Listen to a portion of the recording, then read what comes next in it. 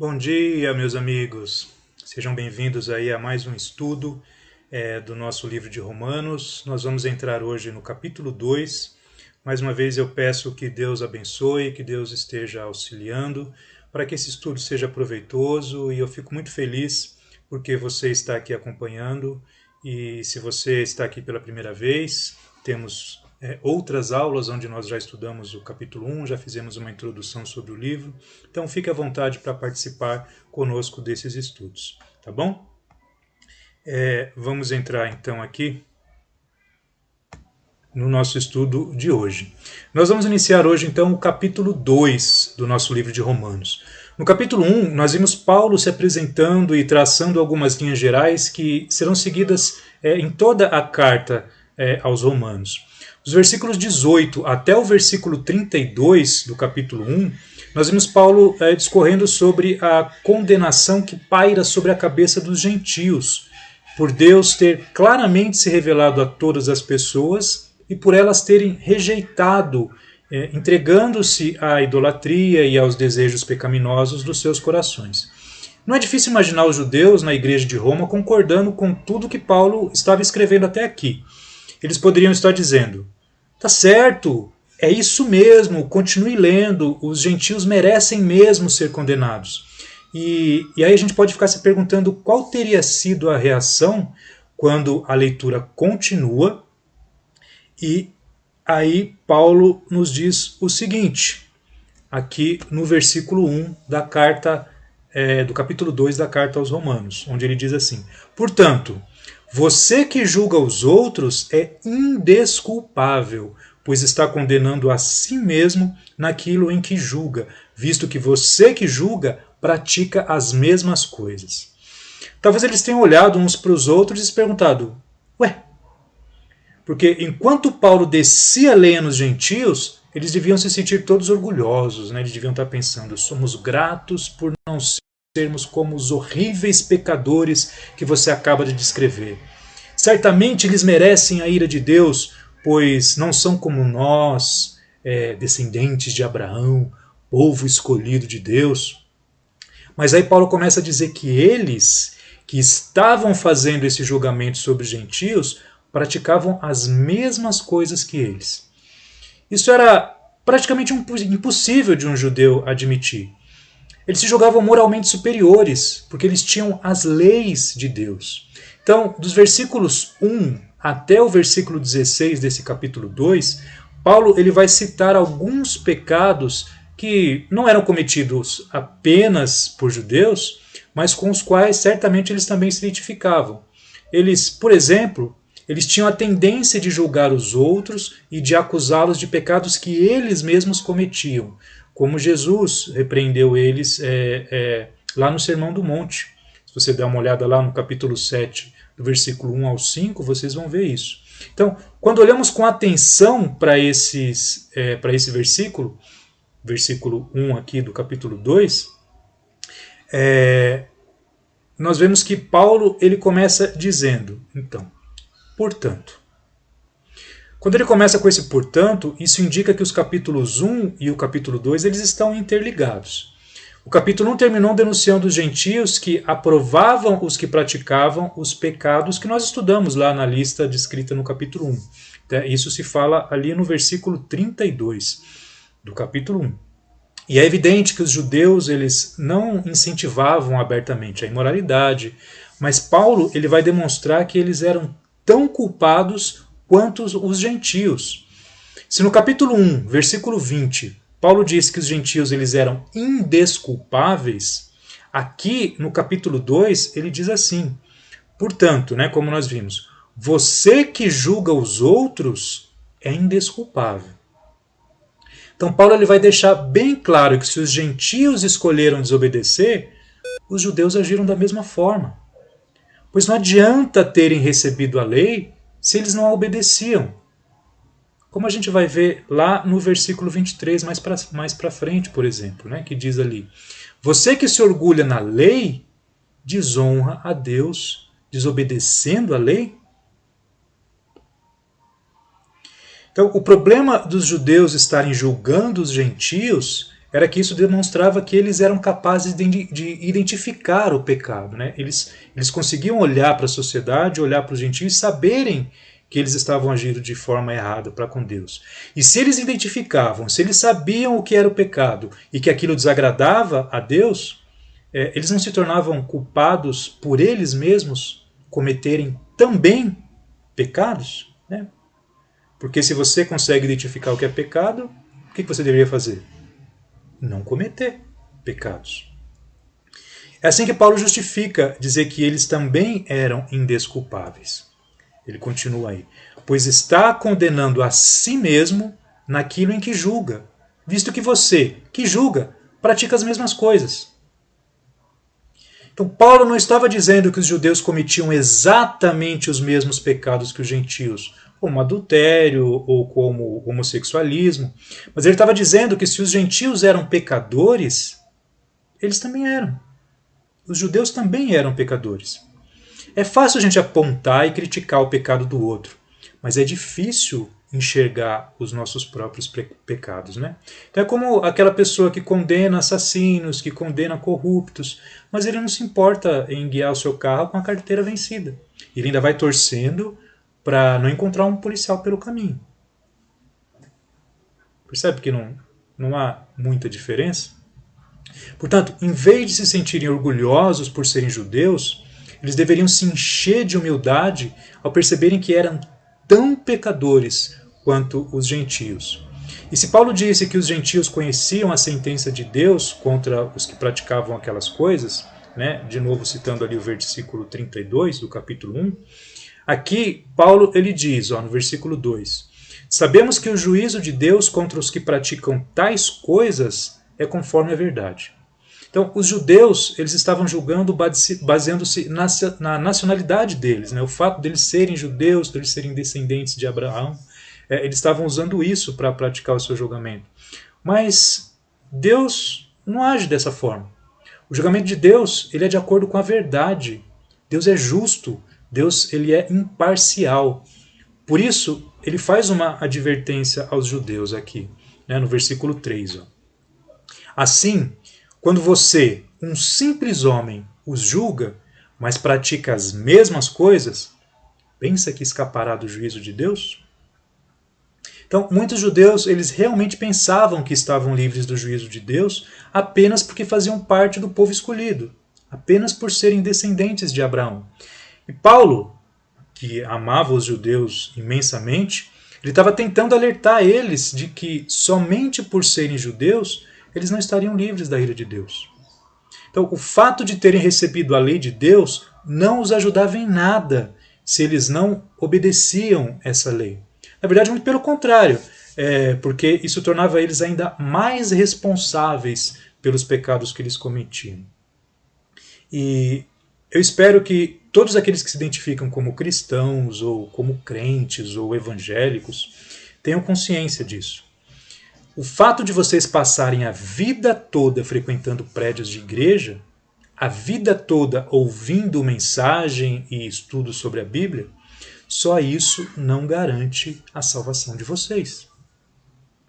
Não garante que vocês estejam livres da ira e do juízo de Deus. Se vocês estudam e ouvem falar da Bíblia, mas não praticam aquilo que aprendem, vocês estão na mesma situação que esses judeus ali da igreja de Roma, que era para quem Paulo estava escrevendo essa carta, né? Essa epístola. Então pense, cuidado. E Paulo ele vai continuar suas acusações, né? Aqui no versículo 4. Ou será que você despreza as riquezas da sua bondade, tolerância e paciência, não reconhecendo que a bondade de Deus o leva ao arrependimento? Podemos perceber Paulo lembrando os judeus da riqueza, da bondade que Deus sempre teve com eles. Porque Deus cumpriu a sua parte na aliança que fez com os antepassados deles. Né? Deus derramou bênçãos espirituais, bênçãos materiais sobre a nação de Israel. Ele também foi tolerante, foi paciente com eles, porque eles não cumpriram a parte que era deles. E Deus deu tempo, Deus deu oportunidade para que eles se arrependessem, ao invés de puni-los imediatamente por seus pecados. Se cada vez que a nação se desviou dos caminhos de Deus, da lei de Moisés, Deus tivesse destruído a todos, como quando ele ameaçou fazer, por exemplo, quando deu as tábuas da lei para Moisés, que Moisés desceu do monte, eles já tinham feito bezerros de ouro, Deus ameaçou destruir todo mundo ali, para recomeçar de novo através da descendência de Moisés. E ele não fez isso. Então Deus sempre foi paciente, Deus sempre foi tolerante, Deus sempre estava esperando que eles reconhecessem, né, a bondade que ele tinha para com eles e que dessa forma se arrependessem. Agora, infelizmente, os judeus eles entenderam que a bondade de Deus seria um sinal de que ele não se importava com os pecados deles, né? Simplesmente pelo fato deles serem o povo escolhido. Então eles se tornaram cada vez mais negligentes. E esse modo de agir de Deus pode confundir muitas pessoas. Isso acontece muito com crianças, por exemplo, que crescem frequentando a igreja. Elas se acostumam a ouvir que não pode mentir, que não pode enganar, porque Deus não gosta. E aí elas crescem, começam a contar pequenas mentiras, começam a enganar os amiguinhos, ou muitas vezes até os próprios pais, e veem que não acontece nada. Ou seja, parece que Deus não se importa tanto assim, pois eles não são punidos, pelo menos não imediatamente da forma que eles esperariam. E aí eles vão ficando cada vez mais à vontade com a mentira, com os outros pecados que vão cometendo, vão ficando cada vez mais à vontade em desobedecer os pais. Agora, qual a consequência dos judeus terem abusado da boa vontade de Deus? Aqui no versículo 5. Contudo, por causa da sua teimosia e do seu coração obstinado, você está acumulando ira contra si mesmo para o dia da ira de Deus, quando se revelará o seu justo julgamento. Então, lá no capítulo 1, nós vimos Paulo falar aos gentios da ira de Deus sendo revelada dos céus já no presente da humanidade. Aqui no capítulo 2, a gente está vendo falar sobre a ira de Deus que virá no futuro. Grande Mateus, nós temos a seguinte declaração, Mateus capítulo 6, versículos 19 e 20. Não acumulem para vocês tesouros na terra, onde a traça e a ferrugem destroem, e onde os ladrões arrombam e furtam. Mas acumulem para vocês tesouros no céu, onde a traça e a ferrugem não destroem, e onde os ladrões não arrombam nem furtam. Nós precisamos pensar, precisamos tomar cuidado sobre o que é que nós estamos acumulando para nós. Se em primeiro lugar em nossa vida estiverem coisas materiais, ao invés da preocupação com o reino de Deus, nós estaremos preocupados em acumular tesouros aqui na terra, que por fim vão deixar de existir. Se vivemos preocupados com as coisas que vêm do alto, com as coisas espirituais, aí sim, nós estamos acumulando tesouros no céu. E o que acontece com os que se tornam negligentes com o pecado e se tornam teimosos e com os corações obstinados? Como nós vemos no versículo que estamos analisando. Estes estão acumulando ira para o grande dia da ira de Deus.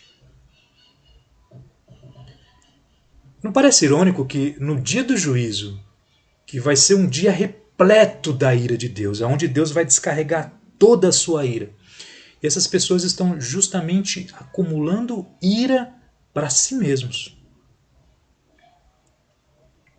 E isso parece explicar muito bem no próximo versículo, né? O versículo 6. Deus retribuirá a cada um conforme o seu procedimento. Então, o versículo 5, ele também diz que no dia desse juízo, o julgamento de Deus será justo. Quando se revelará o seu justo julgamento. Por isso, ele não poderia agir de forma diferente, a não ser retribuindo a cada um conforme o seu procedimento. Paulo já disse isso em outros lugares. Por exemplo, aqui em 2 Coríntios capítulo 5, versículo 10, onde ele diz: Pois todos nós devemos comparecer perante o tribunal de Cristo, para que cada um receba de acordo com as obras praticadas por meio do corpo, quer sejam boas, quer sejam más. Vamos ver também lá em Apocalipse capítulo 20, que é na descrição do dia desse julgamento, o versículo 12, que nos diz assim: os mortos foram julgados de acordo com o que tinham feito, segundo o que estava registrado nos livros. Então, nós não sabemos quando será o dia do juízo, quando vai ser a volta de Cristo. Mas nós sabemos que a cada dia que passa, esse dia se torna mais próximo. E nós podemos ter a certeza de que todos nós estaremos lá, juntamente com todas as pessoas que já viveram. É inquestionável que esse dia vai chegar. Nenhum ser humano vai poder escapar. E cada um receberá conforme aquilo que tiver feito na sua vida. E nós seremos julgados por cada palavra que nós dissemos. Olha aqui Mateus 12:36. Mas eu lhes digo que, no dia do juízo, os homens haverão de dar conta de toda palavra inútil que tiverem falado. Gente, isso não preocupa vocês? O que é que você quer acumular para o dia do juízo? Ira ou tesouros no céu? Por quê? Ao versículo 7. Porque ele dará vida eterna aos que, persistindo em fazer o bem, buscam glória, honra e imortalidade. Para aqueles que persistem em fazer o bem, Deus ele vai dar a vida eterna. Agora vocês percebem que não é para aqueles que se tornaram bons, ou para aqueles que se tornaram perfeitos, aqueles que não pecam mais. Porque isso é impossível. Nós não somos salvos pelas obras, nós somos salvos pela graça de Deus. Por isso a vida eterna são para aqueles que persistem em fazer o bem. Então é aqueles que creem em Jesus, que passaram pelas águas do batismo e que todos os dias se esforçam em praticar boas obras. Ajudando os pobres, ajudando os necessitados, pregando o evangelho a todas as pessoas e continuamente se arrependendo dos seus pecados. Estes que estão buscando glória, honra e imortalidade. E é evidente, né? Essas pessoas elas não estão buscando glória e honra para si mesmas, mas elas buscam ter o privilégio de um dia verem a glória de Deus, de honrar ao Senhor com as suas próprias vidas e de estarem na presença dele, porque é a única maneira de usufruir de uma boa eternidade. Agora, para aqueles que não agirem assim, aí para eles haverá ira e indignação para os que são egoístas, que rejeitam a verdade e seguem a injustiça. Estes são egoístas porque, diferente desses outros que nós acabamos de falar, eles buscam honra e glória para si mesmos. Então, rejeitar a verdade e seguir a injustiça ecoa naquilo que nós vimos no capítulo 1. No capítulo 1, versículo 25, fala de trocar a verdade pela mentira e no versículo 18 fala em suprimir a verdade pela injustiça. Nós podemos definir a verdade como sendo a própria palavra de Deus e sabemos que a vontade de Deus é a maior expressão de justiça que existe. Por quê? Porque Deus é o único que é verdadeiramente justo. Portanto, quem nega viver de acordo com a palavra de Deus, rejeita a verdade. E qualquer forma de viver que não agrade a Deus é injusta. Porque Deus é soberano. Ele é o Criador de todas as coisas. E o cumprimento dos seus propósitos é a única forma justa de alguma coisa acontecer. Gente, porque Deus, enviando o seu Filho Jesus para pagar o preço pelos nossos pecados e oferecendo através dele, através desse sacrifício, a vida eterna, que outra forma de vida poderia ser justa que não reconhecendo o tamanho amor de Deus? E nós, persistindo em fazer o bem, sempre, todos os dias, não é essa a única forma justa de viver? As pessoas precisam entender que só existem duas possibilidades. Não tem meio termo. Ou você busca Deus, faz o bem e receberá a vida eterna, ou você rejeita essa que é a única verdade e, consequentemente, você pratica o mal. E o que você vai receber é ira e indignação, né? Como diz aqui o versículo. Porque além de se sentir irado com essas pessoas, Deus ele se sente indignado. Indignação é um sentimento de revolta, de raiva por uma circunstância injusta. Nada pode ser mais injusto do que virar as costas para tamanho amor e sacrifício que Deus fez por nós. Continuando aqui no texto, nos versículos 9 e 10, Paulo ele repete o pensamento aqui do versículo 7 e do versículo 8, só que ele faz isso numa ordem contrária. Vamos ver aqui, versículos 9 e 10. Haverá tribulação e angústia para todo ser humano que praticar o mal, primeiro para o judeu, depois para o grego. Mas glória, honra e paz para todo o que pratica o bem, primeiro para o judeu, depois para o grego. Então fica uma coisa mais ou menos assim, ó. Versículo 7, o julgamento de Deus sobre quem fez o bem, ele dá vida eterna. Versículo 8, o julgamento de Deus sobre quem fez o mal, e ele dá ira e indignação. Aí versículo 9, o destino de quem faz o mal receberá tribulação e angústia. E o versículo 10, aos que fazem o bem receberão glória, honra e paz. Então, vocês percebem aqui que é uma informação cruzada, né? São as mesmas informações, mas de forma trocada. Então Paulo ele reforça a ideia, parece que ele quer deixar isso bem claro, que quem fizer o bem, Deus vai dar vida eterna, glória, honra, paz. E quem fizer o mal, Deus vai dar ira, indignação, tribulação, angústia. A palavra em grego traduzida por tribulação, ela significa basicamente aperto, pressão. E a palavra traduzida por angústia traz a ideia de um lugar estreito, de um lugar apertado. Então a gente pode imaginar aqui no inferno os condenados em desespero, porque eles estão encurralados, sem saída, não tem para onde fugir. Agora, muitas pessoas não dão importância para essas advertências. Mas será que alguém vai poder escapar desse dia? Não. E Paulo ele vai deixar isso bem claro, né? Ele deixa isso bem claro no versículo 9. Além de fazer uma afirmação que nenhum judeu esperaria ouvir. Né? Então, de novo, aqui o versículo 9. Haverá tribulação e angústia para todo ser humano que pratica o mal, primeiro para o judeu, depois para o grego. Então não há escapatória. Para todo ser humano que pratica o mal haverá tribulação e angústia. E o que até então era impensável para os judeus, né, porque eles se achavam privilegiados, mas eles não entenderam. Privilégios especiais trazem responsabilidades especiais. Parece um pouquinho com o Homem-Aranha aqui, mas não tem nada a ver. Né? Isso é bíblico.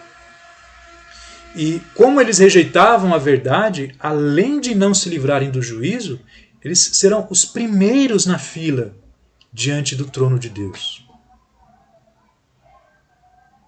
Então, estes que receberam esse conhecimento, os judeus tinham a lei, tinham os profetas, tinham Moisés. Eles deveriam ter recebido Jesus de braços abertos, mas eles rejeitaram e continuaram pecando e se afastando cada vez mais de Deus. Então, privilégios especiais, eles primeiramente vão estar diante do trono de Deus no dia do julgamento, para darem conta da forma como viveram. E para completar aqui o versículo 10, né? Nós também já lemos. Mas glória, honra e paz para todo aquele que pratica o bem, primeiro para o judeu, depois para o grego. Essa glória, honra e paz que se fala aqui nesse texto é aquela paz perfeita, aquela paz completa. Isso só vai se realizar no céu, né, no mundo por vir, depois que Jesus voltar e nos levar até a presença de Deus. E felizes os judeus que se converterem, né? Pois essas responsabilidades especiais também vai permitir que eles estejam à frente do trono também neste momento, para receberem essa glória, essa honra e essa paz primeiro do que os outros, por causa desse privilégio que eles tiveram de terem recebido e de terem acatado, né, aquilo que Deus trouxe para a humanidade. E juntamente com todos os outros que creem aqui, né? Não é só para o judeu. Aqui, nesse texto, a gente vê todas as outras pessoas representadas quando ele fala dos gentios. Porque Deus não faz acepção de pessoas, né? Que é o que a gente vê no versículo 11. Pois em Deus não há parcialidade. Essa parcialidade ou acepção de pessoas, no grego, vem da ideia de tratar o outro com base na aparência exterior, então, sem levar em consideração o caráter ou a índole da pessoa. E nós, seres humanos, nós temos a tendência de sermos parciais em nossos julgamentos. Então, a gente costuma ser gentil com umas pessoas, rudes com outras pessoas, simplesmente pela impressão que a aparência da pessoa pode nos causar. Agora, Deus não é assim.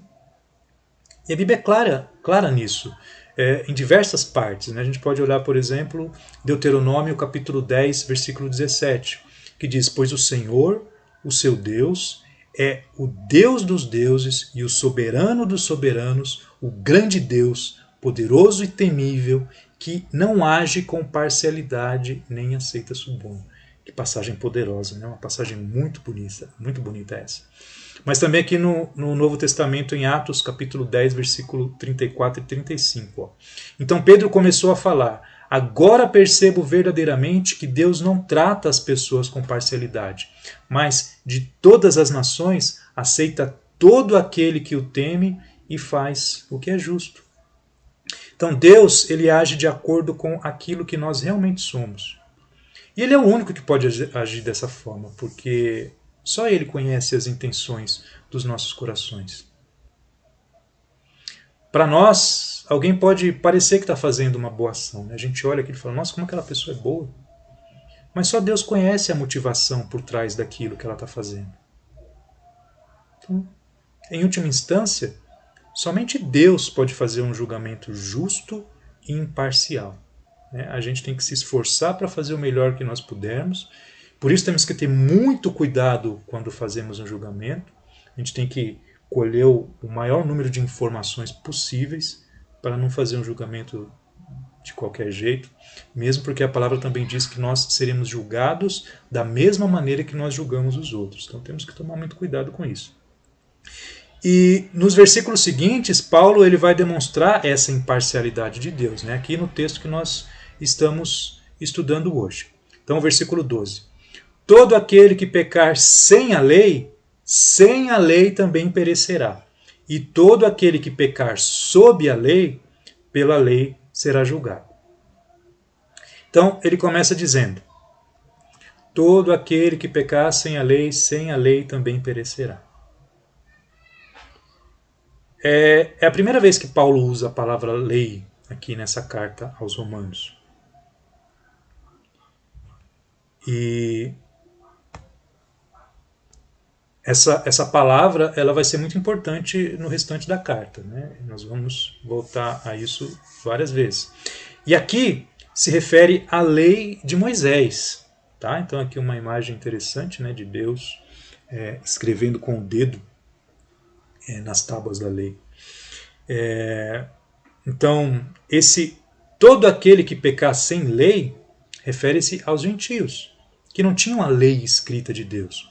E Paulo diz que esses, sem a lei, também perecerão. E no restante do versículo, ele se refere aos judeus. Né? Então, e todo aquele que pecar sob a lei, ou seja, está falando dos judeus aqui, porque é eles que tinham a lei, pela lei será julgado.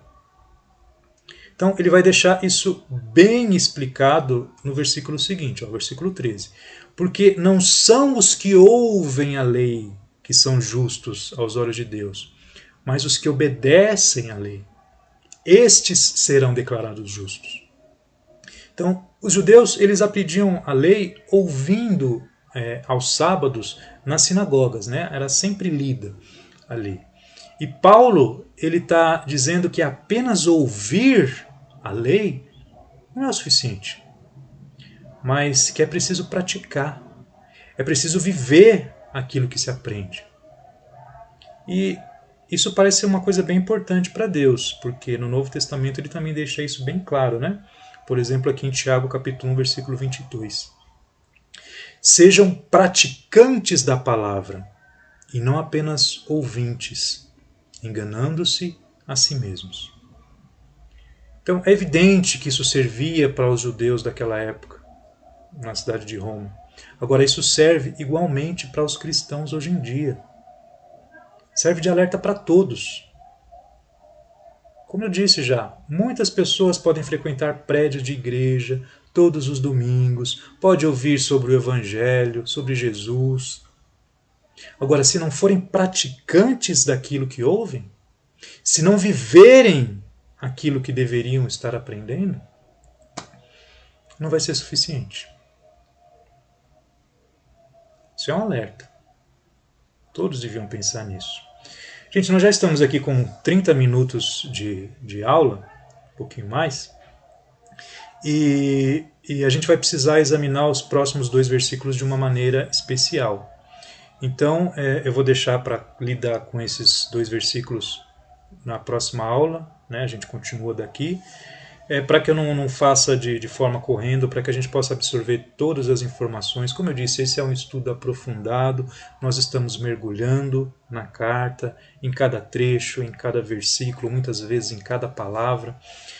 Eu estou tentando apresentar para vocês uma forma de olhar para a Bíblia, de olhar para esses textos, talvez como algumas pessoas nunca viram, não têm ideia de que é assim que nós podemos manejar a Bíblia. Tem pessoas pessoas inteligentes, pessoas cultas, que leram a Bíblia de ponta a ponta e acham que não conseguem compreender, por exemplo, como é que os cristãos ficam a vida inteira lendo esse livro.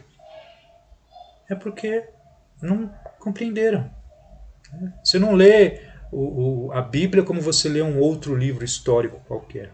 Porque ali sim, você leu, você absorveu as informações, você entendeu o conceito que tem ali naquele livro, tá ótimo. Você não vai precisar ficar desmembrando cada palavrinha, cada trecho dele.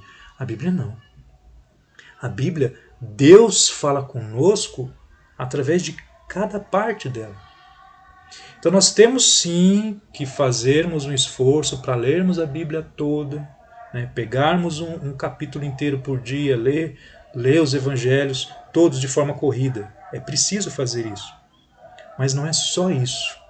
Nós precisamos também aprender a degustar cada pedacinho, porque Deus fala com a gente de formas diferentes. Deus fala conosco de um jeito quando nós pegamos e saímos lendo várias páginas da Bíblia, e Deus fala conosco de outro jeito quando nós esmiuçamos cada detalhe, como nós estamos tentando fazer aqui nesse estudo. Mais uma vez eu peço que Deus abençoe cada um de vocês. É uma alegria estar me esforçando para oferecer esse trabalho para o reino, e eu de fato espero que alcance pessoas que possam se utilizar, né, desse estudo, que possam crescer, que possam se aproximar mais de Deus através desse estudo. Tá bom? E Deus assim permitindo, semana que vem nós continuamos daqui desse ponto em que nós paramos.